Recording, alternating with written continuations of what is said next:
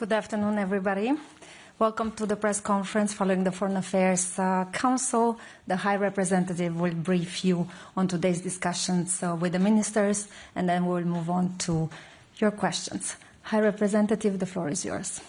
Good afternoon.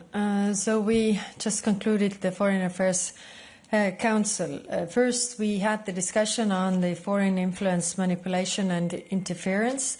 Today's wars are not only fought with tanks and drones, they are also fought with lies and algorithms. FIMI is a weapon aimed at the heart of our democracies. Russia will spend billions on influence campaigns only this year. China's foreign information operations are growing more sophisticated and insidious. We cannot afford to lose the information battle. Winning a fight requires a shield and a sword. We are already building the democracy shield. Now we must also sharpen our proverbial sword.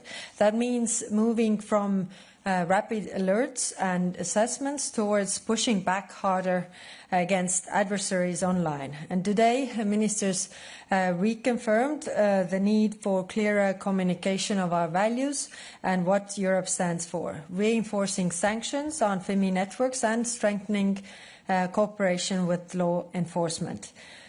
Now on Ukraine. Tomorrow we will mark a brutal and senseless anniversary, 4 years on. Ukraine is paying a heavy price for Russia's fatal miscalculation, but also Moscow has failed to achieve any of its strategic objectives. Its military is bogged down, its economy is in rapid decline, and Ukrainians are resisting and holding firm. Unfortunately, we did not reach an agreement on the 20th sanctions package. This is a setback and a message we didn't want to send today. But the work continues. Everybody understands that diplomacy is preferable to war, yet after a year of talks, we still don't even have ceasefire. It's not Ukraine that is the obstacle to peace, Russia is. We must flip the script from pressure on Ukraine to surrender territory to what Russia must do to meet the basic conditions for a just and lasting peace. Europe has clear and legitimate interest in how Russia's war ends.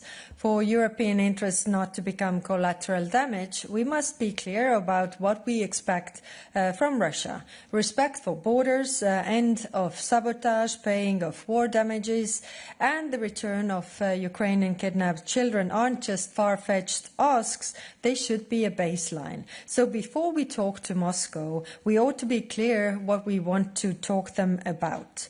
Russia's maximalist demands cannot be met with minimalist response. At the same time, we continue to strengthen Ukraine. We will use better the European Investment Bank to fund defense industrial cooperation. As Russia is targeting energy infrastructure, we doubled contributions to the Ukrainian Energy Fund in the last year to 1.85 billion euros. We are tightening the net around Russia's shadow fleet, including with the compendium on best practices. Today, we sanctioned more people for massive human rights abuses in Russia. I have also decided to limit the maximum size of the Russian mission in the European Union to 40 people. We will not tolerate abuse of diplomatic power. And together with the Commission, we are working to keep potential hundreds of thousands of former Russian soldiers out of the Schengen area. We do not want war criminals and saboteurs to roam our streets. Then on Middle East, the real progress in Gaza hinges upon disarming Hamas and subsequent withdrawal of the Israeli forces. We discussed this with High Representative Nikolai Mladenov today, and also we had the Administrator of UN Development Programme, Alexander Tegro, to brief us about the situation in Gaza. The European Union supports Gaza's future. We have redeployed our EU-BAM Rafah border crossing mission, but there are still too few crossings. We are the top donor to Palestinians, and we work on expanding the training of the Palestinian police. Ministers also addressed the serious situation in the West Bank. Israel's expansion of powers there breaches international law and hits at the heart of any future Palestinian state. The United States and Iran are inching dangerously towards war. The window of diplomacy is very narrow. And of course, we have many concerns with Iran, its nuclear program, its ballistic missiles and support for terrorists that are also a threat to Europe. But any military intervention risks hard to control consequences. The EU has imposed sweeping sanctions on Iran. The designation of Revolutionary Guard as a terrorist organization sent a clear message that there cannot be any impunity. In northern Syria, the sudden change of power dynamics has upended the security at the camps holding ISIS fighters. This brings new risks, such as potential movement of terrorists towards Europe. Today, ministers discussed how the EU can contribute towards more rehabilitation and reintegration programs. We will also explore more support to Syrian women and children leaving the camps in cooperation with Damascus. As a co-chair, the EU will propose to use the global coalition to coordinate these efforts. Ministers also discussed a range of other issues, including the situation in Great Lakes, Western Balkans and Venezuela. But I will leave it here and take your questions. Thank you. Thank you very much. We start with you, Tatiana.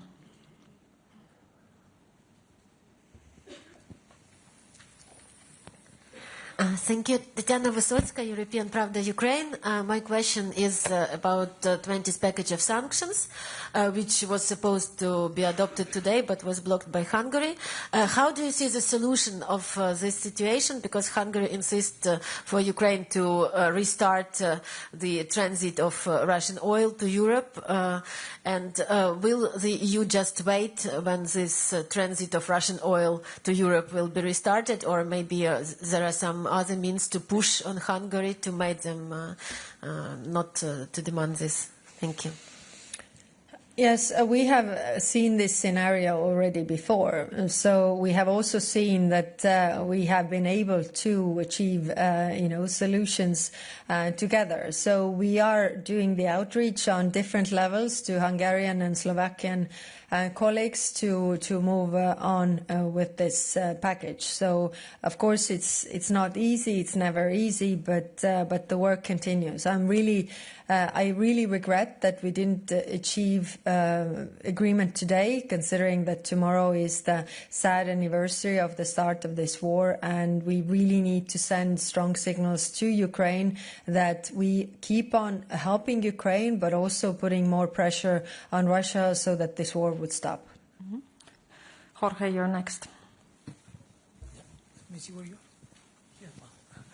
Hello, Jorge Liboreiro with Euronews. I want to pick up on this Hungarian veto, well, double veto, because it also affects the 90 billion loan that EU leaders had agreed to provide to Ukraine in December. We all remember what happened back then. There was enhanced cooperation to exempt Hungary, Slovakia and the Czech Republic from this loan. And despite this, Hungary has now blocked the loan, the very last stages. How do you qualify the attitude of Hungary? Because several ministers have accused Hungary of electioneering, of doing this to score extra points ahead of the elections on 12th of April. Do you share this view, and what else can you do right now to ensure that this life-saving assistance reaches Ukraine? Thank you. Yes, thank you. We know that there are elections coming in Hungary, but it's very hard for me to see, considering and knowing the history of Hungary, that, people of Hungary would actually support, not helping the people of Ukraine that are in need. So I find it very hard to believe that it would bring you any bonus points in the elections. But of course, I don't know the Hungarian political climate. It's really regrettable that the decision that all countries reached in the European Council, all the leaders, is now that there is now stepping back from this decision. So I know that President Costa and President von der Leyen are both in Kiev tomorrow, and will definitely also raise this with Prime Minister Orban, because it's not really in accordance with the sincere cooperation clause that we have in the treaties. Mm-hmm. Yeah, Andrew.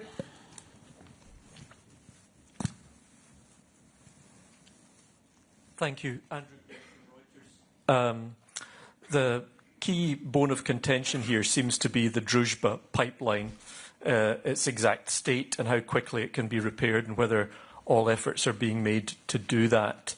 High Representative, in your capacity as Vice President of the Commission, head of the EES, or with your council hat on, do you have any information about the state of that pipeline, how quickly it can be repaired, and who's at fault here, if anyone? Well, who's at fault is Russia, because they bombed the pipeline. And actually, not only the pipeline, but I think 80% of Ukrainian energy infrastructure. And I can't really blame Ukrainians for repairing the energy infrastructure that their people need in weather of minus 25 to have warmth and electricity, that they are prioritizing the people who are suffering from this over this pipeline that just takes cheap oil to other countries, that they are prioritizing their own people. But who's to blame? Of course, if Russia hadn't started this war, we wouldn't have these problems either. So that's also very clear. And that's why we also need to go forward with sanctions to actually punish or pressure Russia for doing this, and pressure them for not stop doing this. Mm-hmm. Thank you. Luminica. High Representative, can you, Luminita Toma, Teleradio Moldova, High Representative, can you please first confirm whether there is such a document sent by you to all member states which include, from the European perspective, all the concessions that Russia needs to make for a stable peace in Ukraine? We learned that there is a special European request to ban Russian military presence and deployment in post-Soviet countries, including Republic of Moldova. What is the likely, how is this a break deal for the Europe, in the negotiating the peace in Ukraine? And what is the likelihood for the withdrawal of the Russian troops to actually happen, taking into account Russia's lack of ability to keep its promises? Thank you. Yes, starting from where you finished, I counted at least 30 international agreements where they have agreed to different, obligations that they are not following. And I don't remember exactly when it was, a long time ago, when they agreed to withdraw the troops from the occupied territories in Moldova. But we also have, the same in Georgia, in other parts. So, yes, I've shared with EU member states a paper on the concessions that we should see from the Russian side. Of course, we need to discuss, but if the first point would be that Russia would honor the obligations that they have already taken in the international agreements, then that would also, refer to the territories that they have occupied and should withdraw their troops from. Mm-hmm. Tom.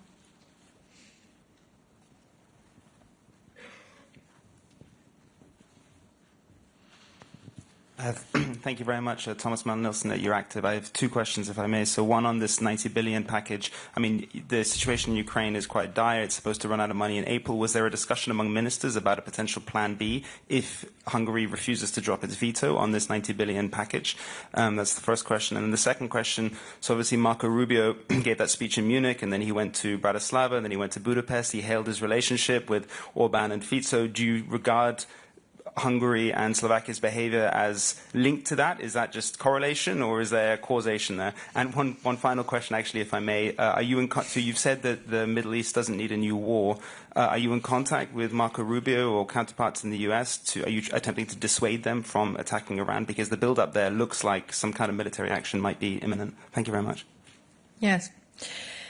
Well, we had a plan A that was using the Russian frozen assets. So if that's now plan B, then maybe we should work on that. But I mean, it was agreed to have this 90 billion plan. It was agreed in the European Council, and we just work on member states also respecting that agreement that was made on the leaders level. But if that doesn't work, we can always go back to using the frozen assets that we could do then faster. But it's true that we need to move fast on this because Ukraine needs this help from our side. I don't know if there is a connection with Marco Rubio's visit to Hungary and Slovakia. So I'm not speculating on that. And on Iran, of course, the talks are ongoing, and we are emphasizing that there has to be this diplomatic approach. We are also in contact with the regional actors, but when it comes to America, then finally it's the president that decides. Mm-hmm. Maria. Maria Zornoza, Deutsche Welle Spanish Service. High Rep, the Spanish minister is asking to lift the sanctions against interim president in Venezuela, Delcy Rodriguez. How was this proposal received in the room? Is there a consensus among member states? Do you see that could happen anytime soon? We also hear that some member states are asking for this relief to be tied to benchmark or some condition. What is your personal assessment on that? Thank you. Thank you. Yes, we had this discussion, and we are seeing from the Venezuelan interim authorities, some steps also regarding Europe. For example, release of the European political prisoners that were there.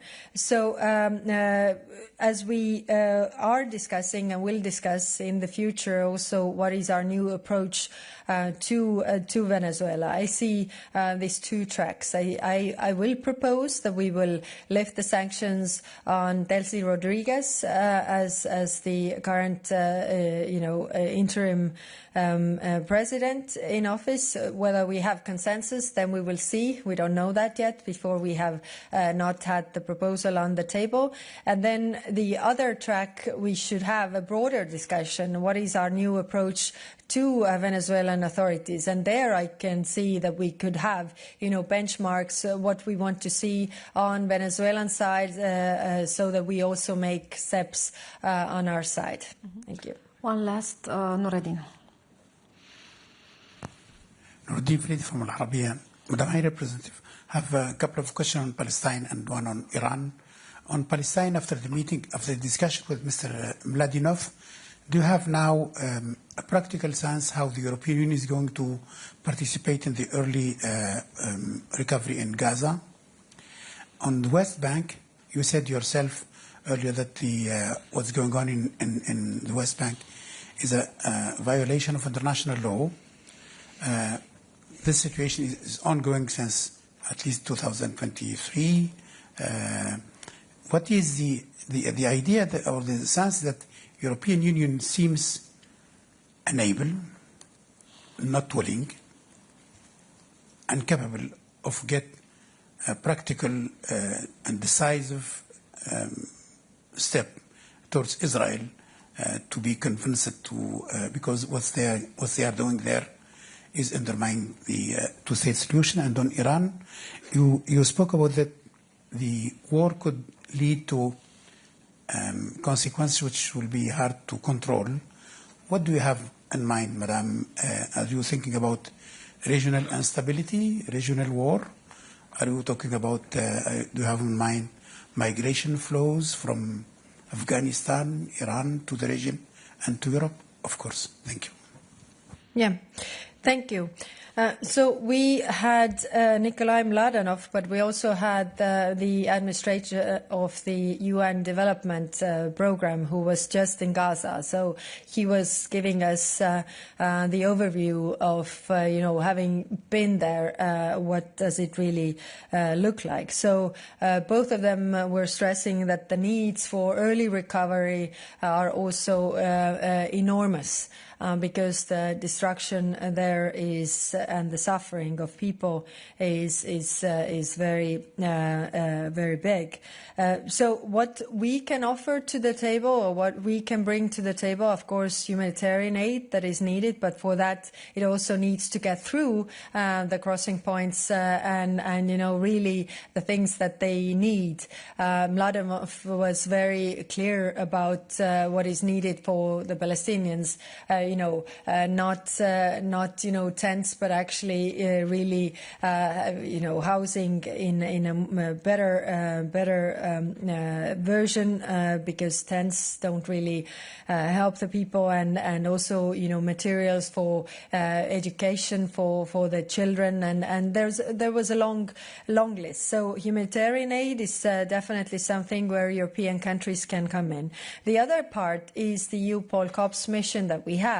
That is, has experience in training the Palestinian police and could do this. We are ready to do this together with Jordan and Egypt, but we also need the approval from the Israeli side. And it was good to hear from Mladenov that is really, right now trying to improve the situation, that he sees this in the same way, that actually they also need us they're contributing. When it comes to West Bank, we also discussed Western Balkans, but when it comes to West Bank, then the problem is the same that we have with Ukraine. 26 countries want sanctions on the violent settlers. It has been on the table for quite some time, and one doesn't want. So this is clearly the problem that we have in our decision-making processes, because it's not the majority view, and when one is blocking, then we don't do what the majority wants, but actually we are doing what this one country wants. When it comes to Iran, then the question is the risk of retaliation, and why I also stressed before the worries that we have regarding Iran's ballistic missile program. Because if you think about the nuclear program, there has been, some kind of monitoring what is going on. But when it comes to ballistic missile program, that is very dangerous for the countries around Iran. But also, considering how far they reach, it's also a threat to Europe. When it comes to other issues that we have with Iran, then the worry is that this will not be a conflict or a war that is going to be on a smaller scale, and that is also the message that we get from the regional actors there. Thank you very much. This concludes our press briefing with the High Representative.